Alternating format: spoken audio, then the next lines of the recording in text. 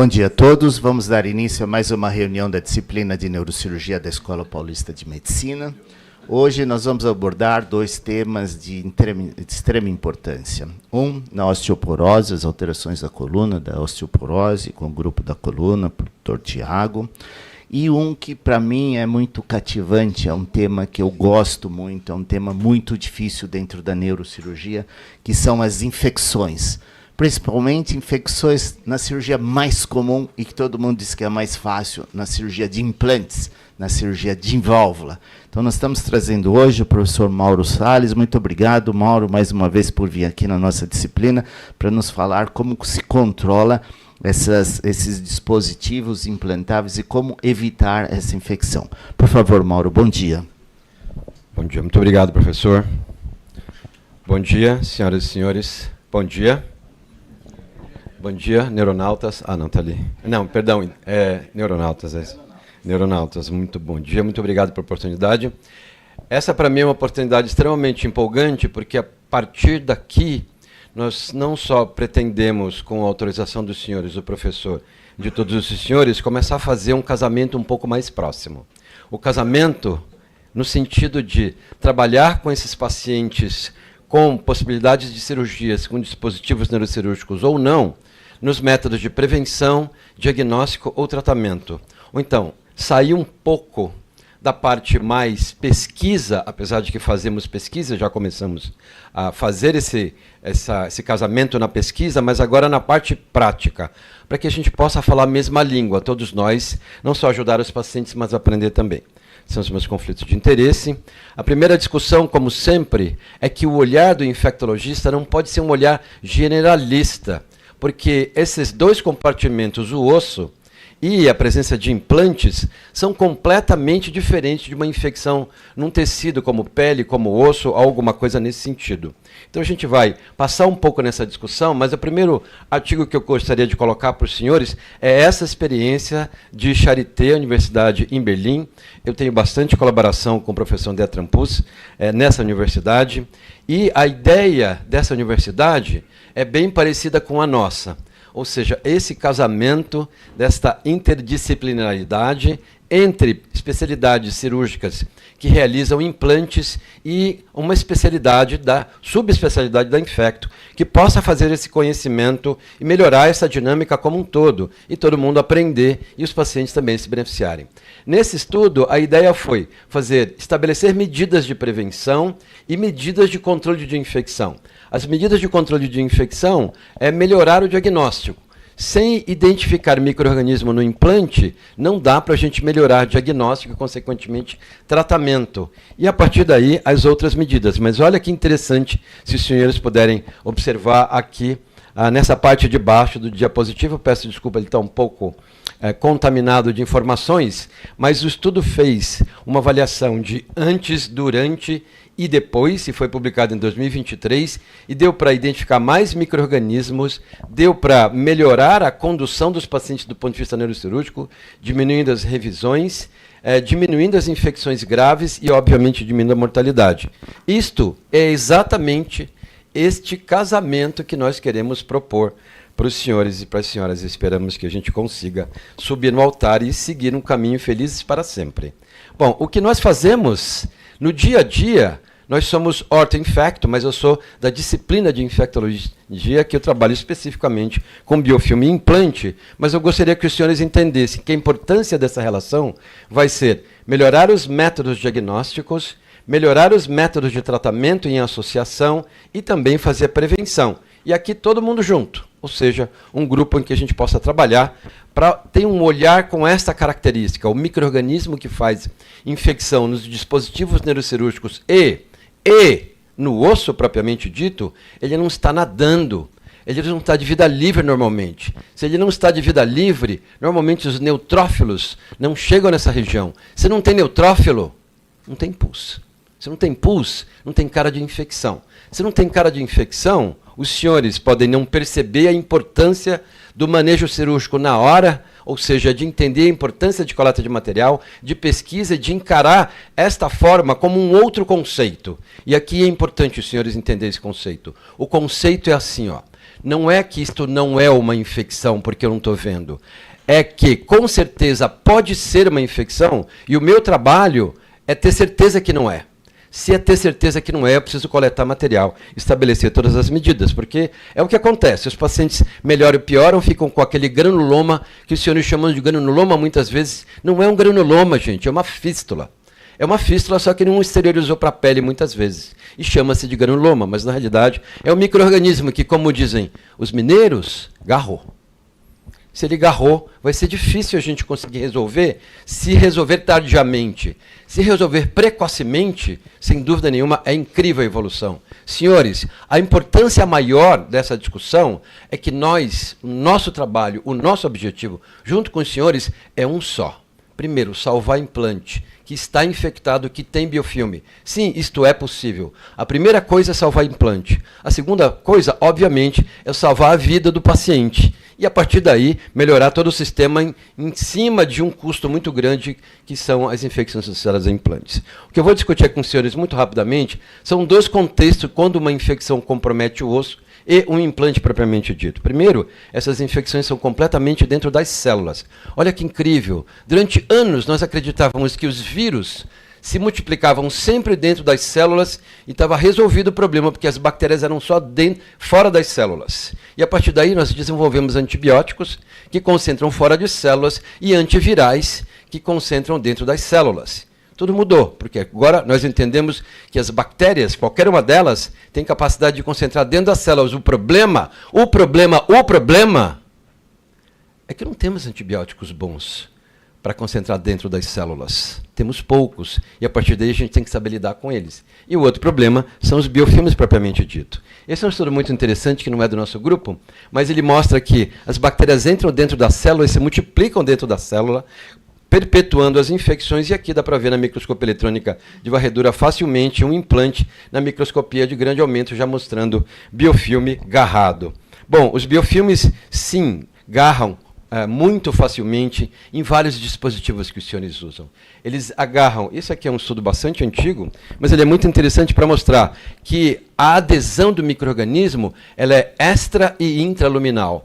Se ela for extraluminal, lembrando que o sítio de inserção não vai acontecer nada, mas extraluminal, o paciente pode ter sintomas sistêmicos como febre baixa, e intraluminal, muitas vezes o paciente pode não apresentar nenhum sintoma de forma precoce, e sim, muito mais tardiamente, semanas, meses ou até anos depois. Bom, a ideia é entender que a partir do momento que o micro-organismo adere e entra no ambiente intracelular, é possível nós conseguirmos resolver isto se nós trabalharmos em conjunto de forma precoce. Salvar implante significa que, normalmente, é um paciente cirúrgico para limpar e desbridar fundamentalmente para tirar o excesso de micro-organismo que está fora do biofilme, identificar o micro-organismo e tratar com o implante in situ, com antimicrobianos local ou sistêmico que concentrem biofilme. Então, sabe aquela cefalosporina, cefuroxima? Sabe a cefalexina? Não serve para nada. A vanco? Sorry, muito menos. Porque nem coça no biofilme. Simplesmente assim. Bom, no ambiente dos senhores, cabeça e pescoço, coluna vertebral, os micro-organismos não são exatamente os mesmos. Não é tudo Staphylococcus aureus, gente. Esquece isso. Pelo contrário, existem muitos micro-organismos que são completamente diferentes, que comprometem a vida de vocês, e aí nós, daqui da escola, resolvemos fazer um trabalho. Essa é minha aluna de mestrado, a Laura, ela é uma farmacêutica, e a ideia era a gente mostrar que vários micro-organismos entram dentro das células, aqui das células ósseas, e a gente pode tratar com antimicrobiano numa cultura de célula que libera o antibiótico do PMMA, do cimento, por exemplo, e a partir daí elimina esses micro-organismos. A primeira coisa foi mostrar que esses micro-organismos aderem nas células. E a partir daí foi mostrar que vários dos micro-organismos, Cutibacterium acne, lembrem desse nome, esse micro-organismo é primo dos senhores. É extremamente frequente nas infecções neurocirúrgicas. Você vai dizer, puxa, mas eu nunca vi. Nunca viu porque é difícil de diagnosticar se você não entender a técnica, a forma com que a gente identifica esse micro-organismo, que ele é um anaeróbio, mas eu faço isso o tempo inteiro.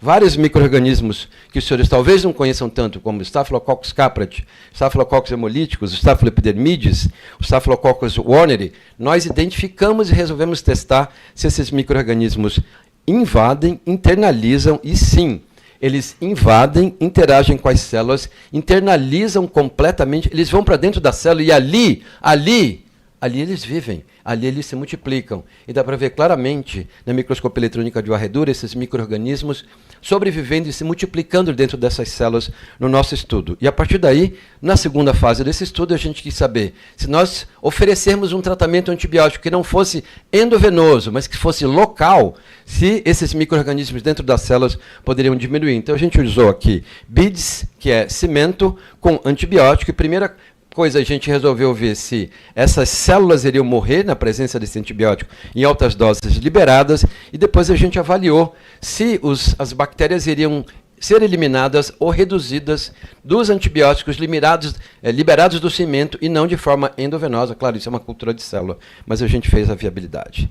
Nas infecções neurocirúrgicas, gente, não é fácil identificar micro-organismos se você não souber onde busca e como busca. Esse é um estudo bem atual, agora de 2025, que mostrou claramente a presença do Cutibacterium nas infecções neurocirúrgicas pós-cranianas. É claro, gente, o CUT vive no folículo piloso, na glândula sebácea de todos nós. Aliás, mais do sexo masculino, mas também é presente de alguma forma no sexo feminino. Então, quando aquele líquor ou aquele paciente tem pouquíssima atividade inflamatória, por exemplo, nada de celularidade no líquor, por exemplo, um pouco mais de proteína, o CUT é o micro-organismo que você tem que focar. E para isso você vai ter que conversar com o seu infecto ou laboratório de microbiologia. Esse é um estudo que pareou 1:1 e mostrou que o fator de risco independente para a infecção é tabagismo crônico, cirurgias, por exemplo, craniotomias e assim por diante, ele é muito frequente e as culturas invariavelmente vão vir negativas na sua história porque você não conseguiu identificar o CUT facilmente, porque o laboratório não estava avisado para isso. Bom, outros estudos um pouco mais antigos, também mostram essas características, e aqui no caso de Shunt, por exemplo. Existem muitos micro-organismos que a gente precisa aprender a identificar. Acreditem, é possível resolver o problema do paciente.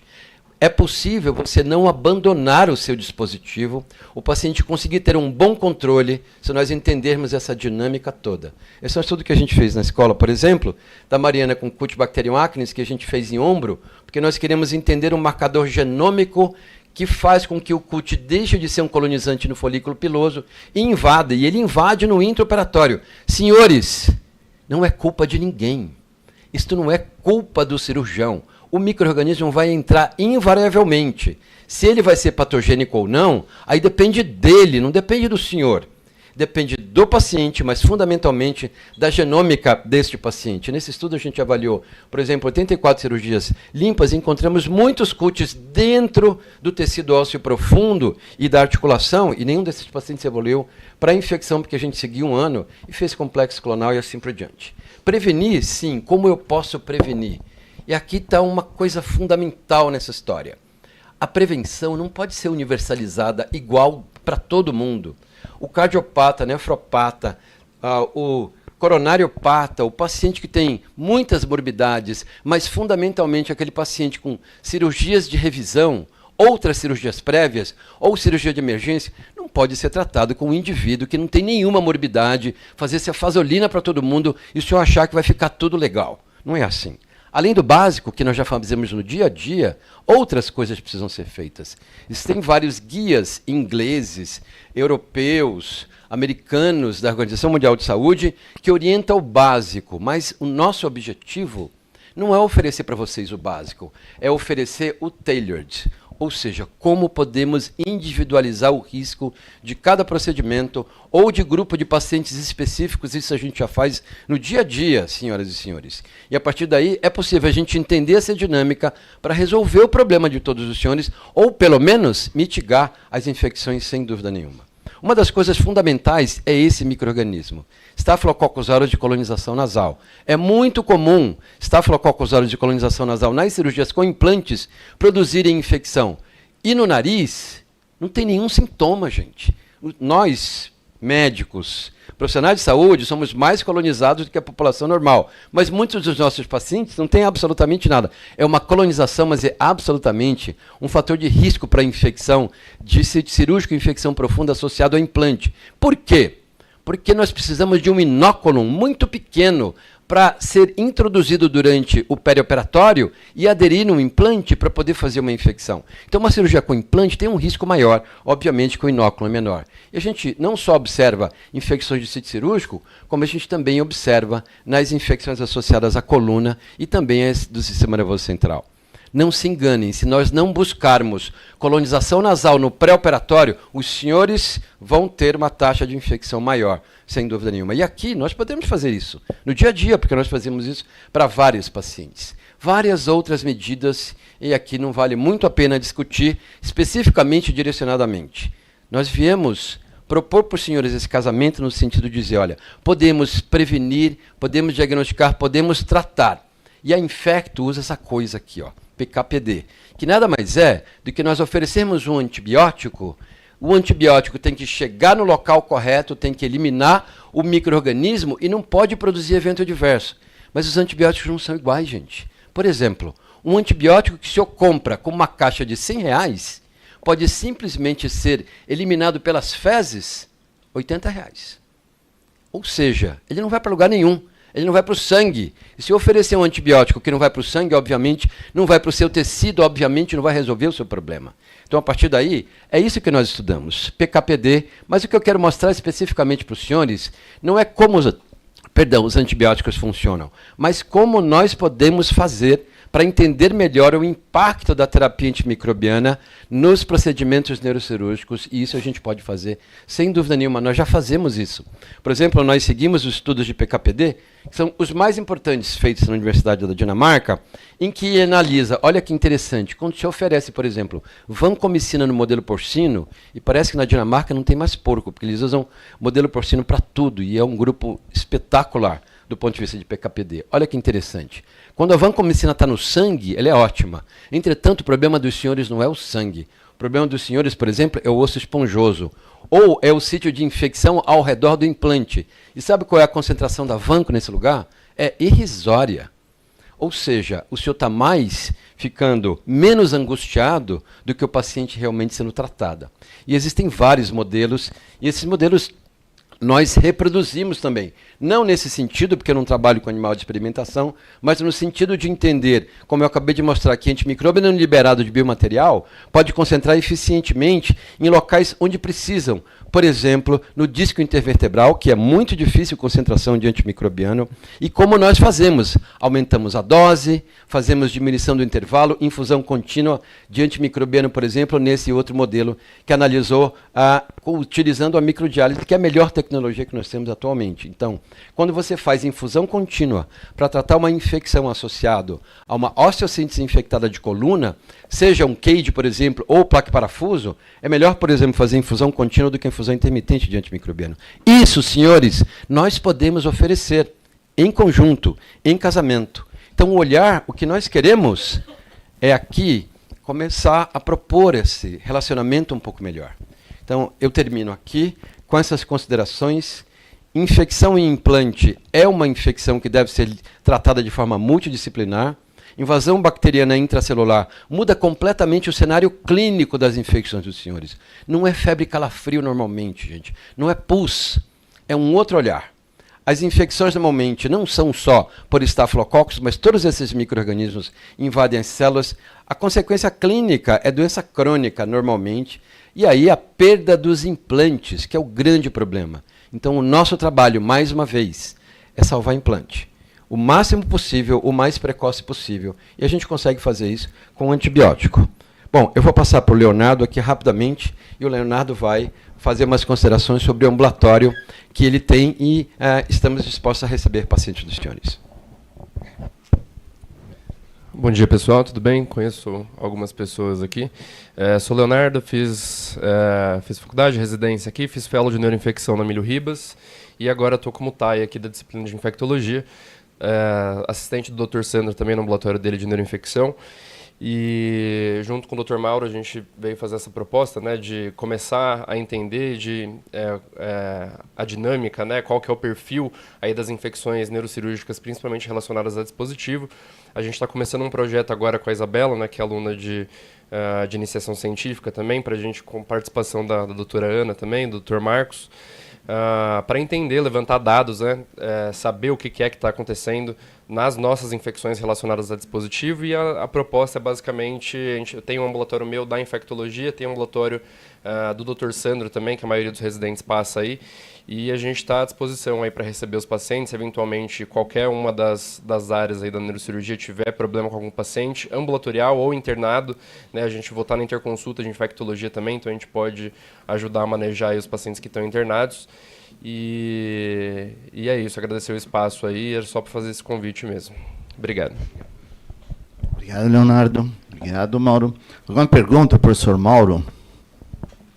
Acho que eu corri para a gente conversar mesmo, para a gente começar esse casamento no bate-papo.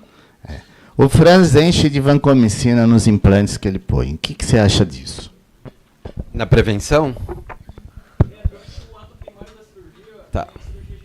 Tá, Franz. Tá. Estamos ao vivo e a cores com os nossos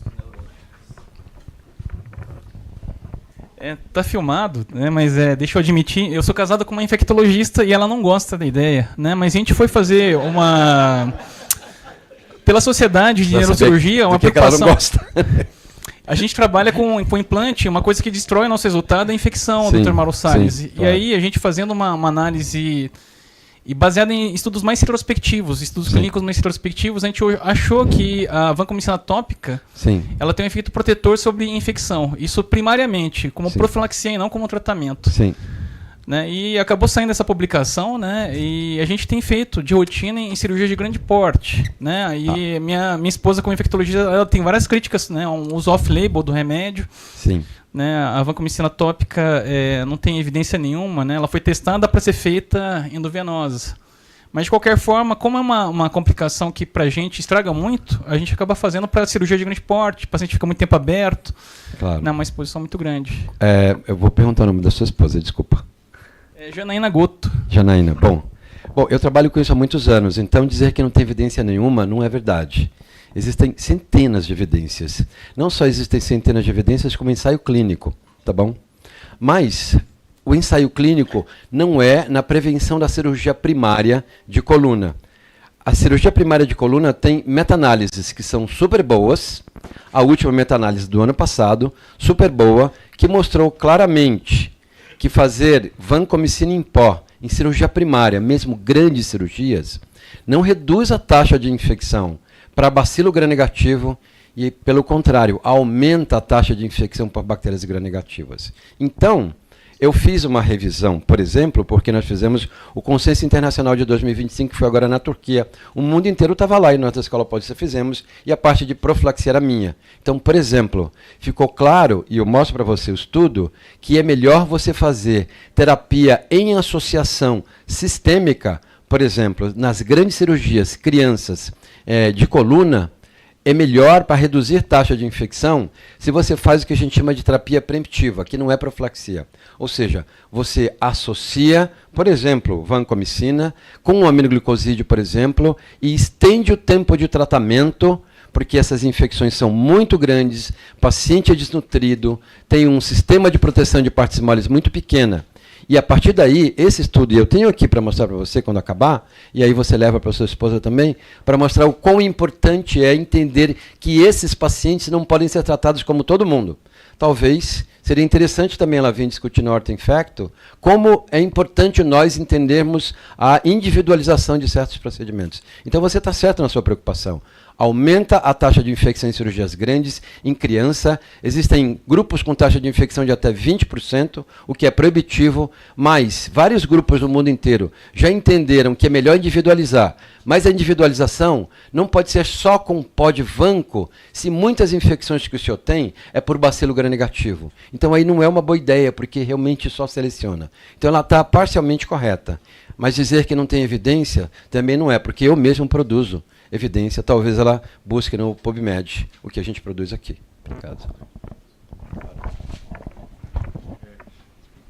Parabéns pela aula de novo, professor Salles. Você falou que é muito importante esse diagnóstico precoce, intervenção precoce. Sim. É muito frequente, eu queria uma orientação, é muito frequente no ambulatório o paciente vem tirar o ponto com 14 dias. Okay. Você tira o ponto, sai uma secreção hialina, não é pus. O que é que o cirurgião faz? O infecto manda não colher cultura porque é contaminada. Sim. Tá? Não tem como você colher cultura. Sim. De antemão, o cirurgião já trata, já dá o antibiótico, porque fica, não sabe o que fazer. Você não pode colher cultura, né? Nesse momento, você já vai levar para limpar o paciente por uma saída de secreção que não é pus. Você olha, realmente não é pus, é uma secreção hialina. Manuel Paiva. Manuel. Doutor, é assim, olha, a proposta que nós vamos fazer aqui é exatamente essa. Primeiro, quanto mais precoce o senhor entender que limpeza e desbridamento é a cura da infecção associada a implante, isso vai mudar completamente o seu parâmetro. Mas um outro conceito, a infecção, por definição, é o chão que o infecto pisa. Porque nós temos muito pouco marcadores bons de infecção. PCR-VHS não é marcador para nada e a cultura demora um século, como os senhores sabem. Então, a definição é tudo. Então, a definição é a presença de um micro-organismo em um tecido, induzindo atividade inflamatória. Ou seja, o valor preditivo positivo da secreção é muito baixo. Dito isso, não vale a pena colher, porque você vai encontrar cobras e lagartos, vai ter que internar esse paciente. Então, na suspeita de infecção, aí é um critério de definição para infecção associada a implante, é uma outra história, na suspeita de infecção, é melhor o senhor entender que limpar e desbridar é muito mais seguro do que oferecer terapia antibiótica empírica, que não vai coçar no biofilme. Simples assim. Pode melhorar a pele, mas logo, logo vai soltar. É isso que a gente vem propor aqui. Dar um pouco mais de segurança para os senhores, para que isso possa ser feito. Brilhante aula, obrigado. Mauro, nesse caso que o Dr. Manuel falou, limpar e reoperar, fazer uma limpeza de pele, uma limpeza de subcutâneo, uma limpeza, eu vou lá e retiro o meu osso, lavo, entendeu? O que o senhor chama de limpeza cirúrgica? É importante entender isso. Entendeu? Mesmo. Porque assim, e se eu tenho lá na coluna meus implantes, eu vou chegar até lá, lavar, colocar que boa lá, limpar direitinho. Pode, Franco. Assim, olha, primeiro, sim, isso chama DARE, Debridement, Antibiotics and Implant Retention. Ou seja, o nosso objetivo é salvar implante. Deixa o implante onde está. Pelo amor de Deus. Entretanto, se você não retirar o inóculum planctônico fora do biofilme, ele vai voltar a aderir no biofilme novamente. E, de novo, terapia antibiótica via oral não resolve. Parece angustiante você dizer para o seu paciente, olha, eu vou ter que levar você para o centro cirúrgico depois de 10 dias, não é isso? É isso. Sinto muito, mas é isso. É a única forma de dizer, ou que nós temos cientificamente, de provar que a possibilidade de reter e salvar implante é dessa forma, não é oferecer antibiótico empírico. Agora, se você vai chegar no subcutâneo ou aprofundar, aí vai ser individual, é você que vai olhar isso. Mas, normalmente, numa osteossíntese de coluna, claro que é muito melhor você entender que é limpeza e desbridamento, reter o implante, tirar o máximo de material possível para a gente identificar micro-organismo e tratar direcionado. Sim, é isso que tem que ser feito. Dentro dessa sequência, a gente sempre coloca pó de osso, coloca osso moído lá para ajudar a fazer a artrodese. Sim. Numa situação dessa, de secreção de alguma coisa, que eu tenho esse pó de osso, eu vou retirar esse pó de osso, vou jogar fora, o que a gente vai fazer? Bom, é bastante individualizado, né? Se você colocar enxerto, pode ser enxerto de banco, ou pode ser um biomaterial, por exemplo. Pode ser, sei lá, você colocou sulfato de cálcio, E53P4, biovidro. Tanto faz, dependendo do seu olhar, claro. O ideal é manter o máximo possível de biomaterial e manter o máximo possível de implante. Mas a arte do desbridamento é uma arte cirúrgica. Eu não sei dar um ponto, gente. Então, não é comigo. Bom dia, professor Salles. Parabéns pela aula.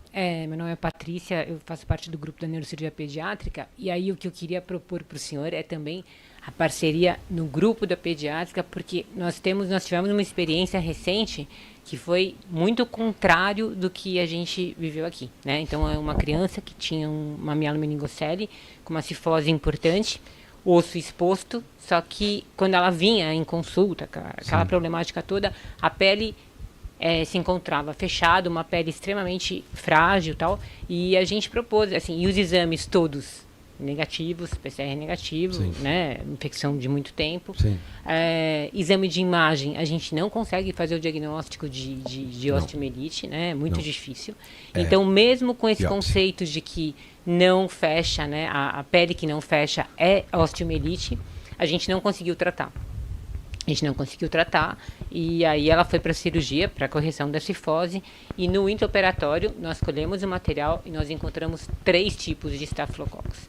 Então, mesmo assim, aí a gente conseguiu o tratamento de 2 semanas com antibiótico endovenoso, mas mesmo assim teve uma resistência dos colegas, assim, então trata 2 semanas e depois vai para o antibiótico oral, né? Então, existe também o contrário, né? Existe uma quando o cirurgião faz esse diagnóstico da ferida que não fecha, e isso é osteomielite, e o tratamento é agressivo, né? 4, 6 semanas é bastante tempo internado. Sim. Tem essa resistência também, de não, vamos fazer só EV, só 2 semanas, depois a gente faz oral. Assim, é isso que a gente vê com mais frequência na pediatria. Então, não sei se a gente consegue fazer essa parceria, porque... Sim, eu acho que esse casamento é isso. Olha, poucos têm essa expertise. E os senhores também precisam entender que os infectos também, muitas vezes, são leigos nessa área. Porque essa área de infecção associada a implante é uma área que tem 15 anos, 10 anos do mundo inteiro. Então, os próprios infectos, principalmente os mais antigos, precisam se adaptar. Não vale a pena ficar discutindo o caso, do seu caso especificamente, mas a gente dá um suporte para cá, para pediatria, e eu não sei como é que a gente vai fazer. Você está no GRAC, né? Bom, aqui a gente dá um suporte sempre para pediatria, como orto-infecto, coluna e assim por diante. E aí vai entrar no mesmo fluxo no meu olhar.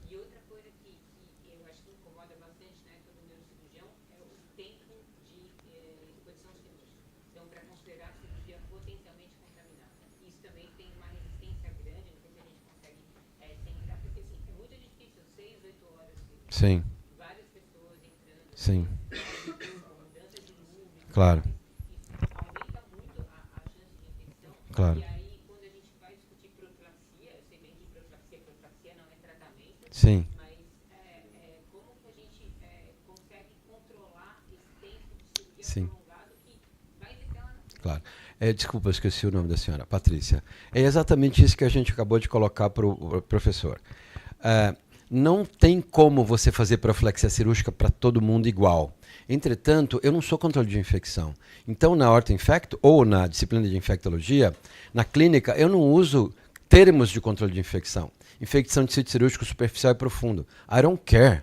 Isso não é o meu problema. Meu problema não é dizer qual é a taxa de infecção. Meu problema é resolver o paciente e prevenir o máximo possível. Então, é por isso que nós utilizamos o termo terapia preemptiva, que é aquela em que o marcador ele é epidemiológico ou ele pode ser microbiológico. Por exemplo, nós fazemos antibiótico na cirurgia cardíaca, mesmo sendo uma cirurgia limpa, porque a taxa de infecção, se ela for 1%, ela precisa de antibiótico. Agora, toda cirurgia que tem uma taxa de infecção acima de 5%, você não pode chamar isso de limpa, gente. Como é que pode? Dito isso, você não pode fazer profilaxia igual como se fosse alguém que tem 0 de infecção. Então, nós fazemos terapia preemptiva, como a gente acabou de dizer aqui, nas crianças com grandes sínteses de coluna, nós não fazemos isso. Eu acabei de fazer a revisão no ICM-FILE de Istambul agora. Nós não usamos a palavra profilaxia, usamos a palavra terapia preemptiva, porque a taxa de infecção, historicamente, é tão alta que eu não falo em profilaxia. Profilaxia é um dia, 1 ou 2 doses no máximo. O resto é terapia preemptiva, que é o que ele faz. Bom dia. Marcos, muito obrigado. Nós somos a ponte. Você quer pegar esse aqui?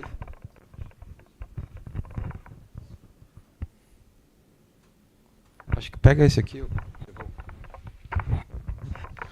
Bom, professor, parabéns pela aula, né? Brilhante como a outra que a gente teve. Isso traz um tema que, como o senhor percebe até pelas questões, para a gente é muito importante, né? Fazer uma cirurgia, principalmente nós fazemos no sistema nervoso central, eu entendo um pouco a questão do Franz, porque dá essa angústia para a gente falar assim, nossa, eu estou fazendo um trabalho aqui tão bonito, tão difícil, às vezes desafiador, e pensar que depois o meu problema vai ser uma infecção de sítio cirúrgico ou do sistema nervoso central. Isso assombra a gente, né?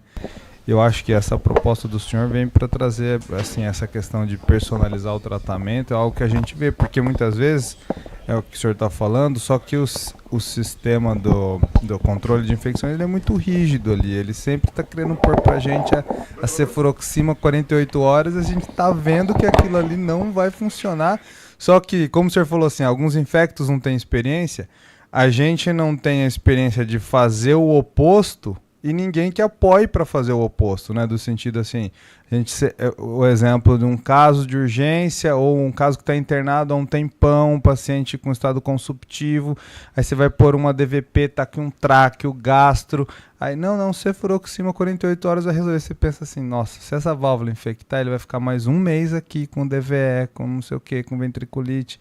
Será que não tem nada diferente que eu vou fazer, né? Eu acho que vai ser muito bem-vindo isso daí para a gente tentar personalizar esses nossos casos. Muito obrigado, Marcos. Professor, daí a importância dos neuronautas e dessa grande universidade, essa disciplina, para que nós possamos propor até estudos multicêntricos, fazer terapia preventiva.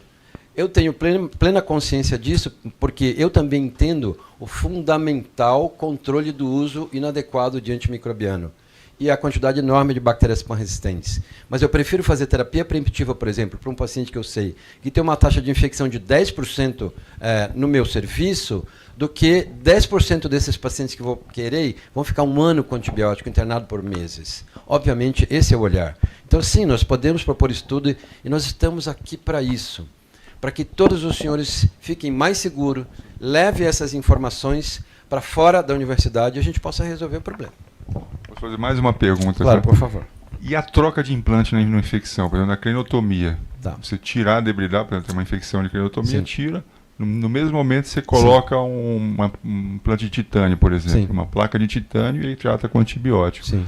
Alguns estudos, mas são todos estudos pequenos, mostram que funciona. Sim. Funciona. Funciona. De antemão. Funciona porque eu também faço isso no meu laboratório. Eu trabalho com Galera melonella, com uma larva, e com vários estudos de biomaterial.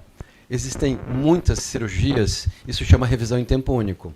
O objetivo é estranho, né? O objetivo é você colocar um implante estéril em um ambiente que tinha uma infecção. É isso.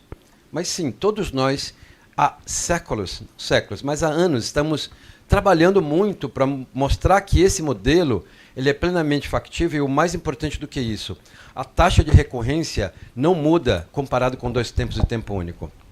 Entretanto, fazer revisão em tempo não é simplesmente só colocar um outro implante, fechar e acabou. Não, aí tem toda uma estrutura de coleta de material, análise do implante por sonicação obrigatório, porque as culturas de tecido não são maiores de identificação do que 60%. Historicamente, nesse país, isso é um estudo meu também, da nossa disciplina, da universidade. Ou seja, você vai fazer revisão em tempo único, mas entenda que você vai tratar biofilme com terapia antibiótica combinada, normalmente 2 antimicrobianos, direcionado pelo micro-organismo que você identificou. E se vier cultura negativa numa revisão em tempo único, isso é fator de risco para falha, porque você não trata adequadamente com o seu antimicrobiano. Então, não, são 12 semanas normalmente, mas 12 semanas de preferência via oral, claro. Depois de uma semana não tem sentido se tiver micro-organismo sensível à medicação oral para biofilme. Então os antibióticos biofilme, como mostrei para os senhores, tem que ser muito focado pela equipe de infectologia que sabe tratar com infecção em implante. Pronto, professor Mauro, obrigada pela aula mais uma vez e pela parceria, certamente vai ser fundamental aqui para a gente. Eu queria saber, fora do contexto da prevenção, quando que a gente diferencia, por exemplo, uma contaminação de uma infecção propriamente? Tá bom. Bom, o contexto de infecção e contaminação ele é completamente anatomopatológico. Ele é por biópsia. Então, contaminação é a presença de um micro-organismo em determinado tecido. Infecção é a presença de um determinado micro-organismo no tecido induzindo atividade inflamatória. É diferente de colonização. Professor, desculpe a brincadeira, mas se nós fizermos um swab da axila de todos nós, vão ter trilhares de micro-organismos, são os nossos microbiomas. Isso é uma contaminação ou é uma colonização?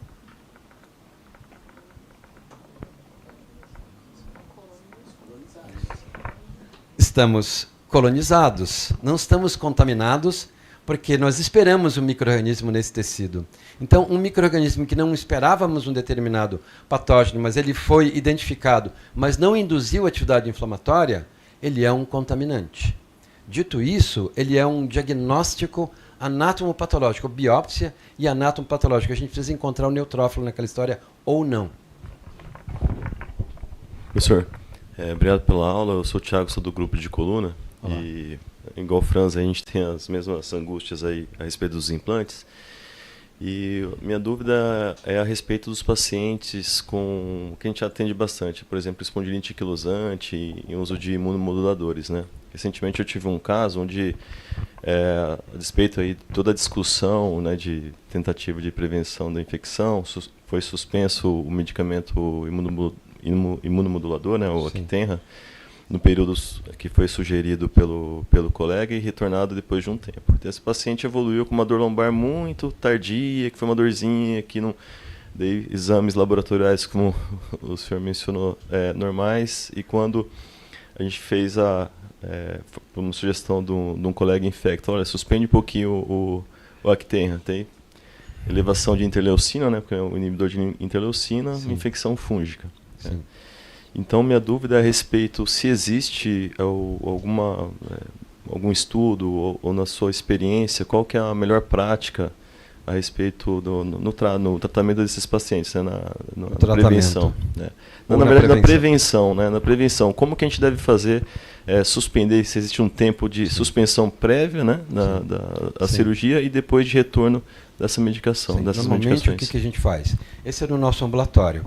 Um paciente com todas essas condições, obviamente, não pode ser considerado igual ao senhor ou qualquer um de nós, ou seja, que tem um status de imunidade normal. E se o senhor vai colocar um implante enorme, cervicolombar, obviamente, não tem muito sentido acreditar que o risco de infecção ou a infecção não vai acontecer. Então, do ponto de vista científico, tecnológico, nós não temos tecnologia para eliminar todo mundo de uma infecção de sítio cirúrgico ou uma infecção associada a implante. Não temos. Acho que é por isso que eu existo. Porque ainda vai acontecer. Entretanto, o que nós fazemos? Não é só diminuir ou tirar o imunomodulador. Por exemplo, nós vacinamos contra pneumococo, porque Streptococcus também é uma causa de infecção em pós-operatório agudo. Nós vacinamos contra a influenza. Nós fazemos análise de suave nasal para Staphylococcus aureus. Pesquisamos Cutibacterium acne axilar. Ou seja, a gente realmente prepara o paciente. Agora, mesmo com isso, a infecção também pode acontecer. Significa dizer que a palavra é mitigar. Sim, nós podemos mitigar, mas te dar garantia completa, nem você pode ter certeza disso e nem o paciente também. Todo mundo precisa deixar claro. Alguns hospitais, né, a respeito do SWAB, colocaram como já protocolo, né, para todos os pacientes cirúrgicos essa pesquisa. Uhum. É obrigatório, se não me engano, no Einstein isso já está instituído. Na sua opinião, isso deveria ser feito de rotina para todos os pacientes? Para você ter ideia, existem países que isso é lei. Por exemplo, na Holanda, eles têm o que chamam Search and Destroy. É tão grave isso que a pesquisa por técnica molecular, e aqui em São Paulo nós temos uma PCR que fica pronta em 2 horas. Dito isso, a taxa de infecção por Staphylococcus, qualquer que seja lá, é baixíssima, enquanto aqui a gente ainda briga com Staphylococcus o tempo inteiro. Então, no meu olhar, eu não tenho a menor dúvida, mas no nosso ambulatório da Escola Paulista Universal São Paulo, nós fazemos isso o tempo inteiro. Nós mesmo pegamos SWAB, nós, os residentes especializantes, ou o pessoal da iniciação científica, vamos lá, coletamos, levamos, identificamos, descolonizamos. Eu não acho correto fazer descolonização universal com clorexidina. Isso eu acho absolutamente inadequado, porque eu também estudo geneticamente essas bactérias. E o fator de risco mais importante para uma bactéria coagulase negativa, o epidermides, entrar e agarrar no seu implante é expressar um gene de resistência à clorexidina. E por que ele expressa gene de resistência à clorexidina? Porque todo mundo ficou dando clorexidina para ele o tempo inteiro. Então isso também não é uma boa ideia. Para esses pacientes colonizados, é correto fazer a descolonização. Mas não universal, para todo mundo que tem ou que não tenha. Entendi. Deu para entender? Entendi. É isso. Você viu que nós já avançamos na hora, a segunda aula já foi cancelada, já falei com o Tiago, podemos continuar mais 15 minutos dessa discussão, e eu tenho algumas perguntas.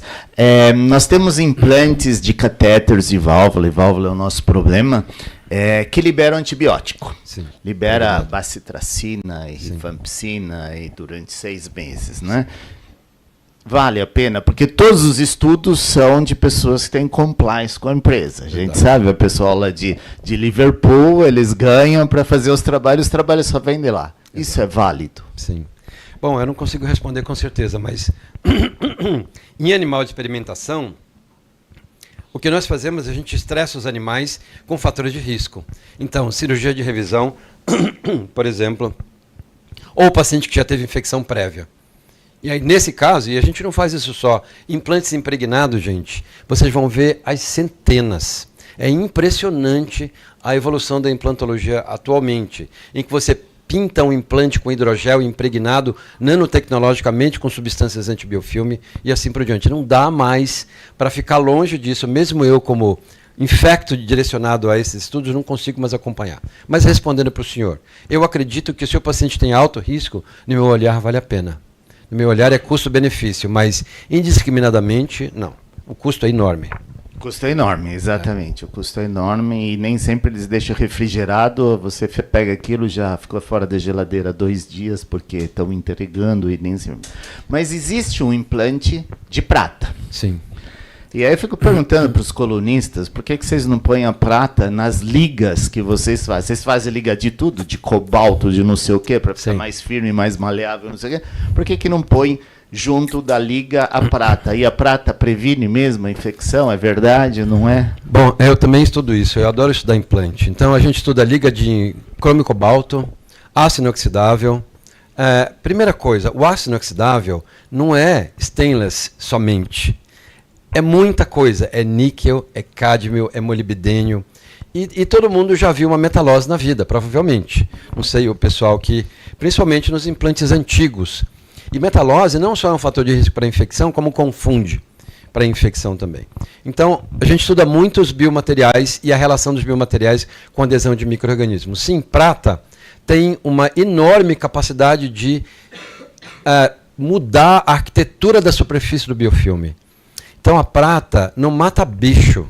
Não é que a prata tem um dentinho que mata a bactéria. Não. Mas a prata desestabiliza a superfície dos biofilmes. Contanto que os melhores curativos para a úlcera crônica com biofilme é de sulfadiazina de prata e assim por diante, a gente usa com frequência.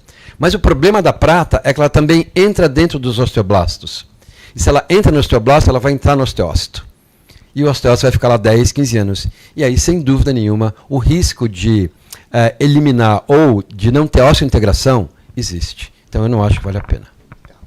Agora, Mauro, eu tenho mais 10 minutos, eu vou fazer um desafio e uma pergunta aqui para todo mundo. Não me levem a mal, tá? E eu vou fazer 4 perguntas. E cada um responde na sequência, mas deixa eu fazer as 4 perguntas. Mauro, qual é a taxa de infecção no Hospital São Paulo? Manuel, qual a taxa de infecção na neurocirurgia? Franz, qual a taxa de infecção no grupo da coluna? E Patrícia, qual a taxa de infecção no grupo da pediátrica? Começa comigo, professor? Pode ser. É bom. Bom, primeiro, eu só tenho a taxa de infecção do orto-infecto. Do Hospital São Paulo eu não tenho a menor ideia. Mas do orto-infecto, a nossa taxa de infecção, por exemplo, nas cirurgias de fratura fechada de fêmur, do idoso, a nossa taxa de infecção, que é uma cirurgia fechada, limpa, é de 16%. Ou seja... Mas eu não te perguntei o teu setor, não. Você é infecto aqui do hospital. Será que o Leonardo sabe? Eu não sei. Não sabe. Vamos passar para o Manuel. Manuel, qual a taxa de infecção na neurocirurgia? Professor, aí a gente já pode pular para a segunda. Ninguém tem esse dado aqui. Não adianta perder tempo perguntando para todo mundo que não tem esse dado aqui. A gente sabe que é baixo, incrivelmente baixa, já chegou a 40%, 50%. Você perguntou o que a gente fez diferente? Não sei. São talvez pequenas coisas do manejo, não antibiótico, mas cirúrgico, mas hoje é baixo, professor. Dá? Do adulto. Mas é isso que eu queria. Ninguém sabe. Acho que o nosso papel aqui, agora, fim do ano, começar o ano, é conhecer o nosso inimigo. É verdade. Se nós queremos vencer o nosso inimigo, nós temos que conhecer. Então você fala, é baixa. Mas vamos supor que ela seja 1%. Vamos baixar para meio. Vamos tentar zerar. Acho que esse é o grande desafio. E você, nosso neuronauta, seguramente tem suas infecções, tão difíceis como as nossas, né? E, graças a Deus, nós já estamos contando com uma parceria muito boa com o grupo de infectologia, com o grupo da neuroinfectologia. E depois, outro dia, me descobriram que nós temos vírus implantado no nosso sistema reprodutor, senão nós não reproduziríamos. Agora você traz que as bactérias estão dentro das células. Então, esse conhecimento eu acho que é fundamental, e eu acho que as profilaxias, como o Marco colocou, a Patrícia, tem que sair do nosso grupo. O que infecta, o que nós temos no nariz do paciente, o que nós temos na pele e o que é de diferença. E convidamos você, nosso neuronauta, para uma próxima reunião na próxima semana, nesse mesmo horário, nesse mesmo canal. Tenham todos um bom dia, muito obrigado. Muito obrigado, professor.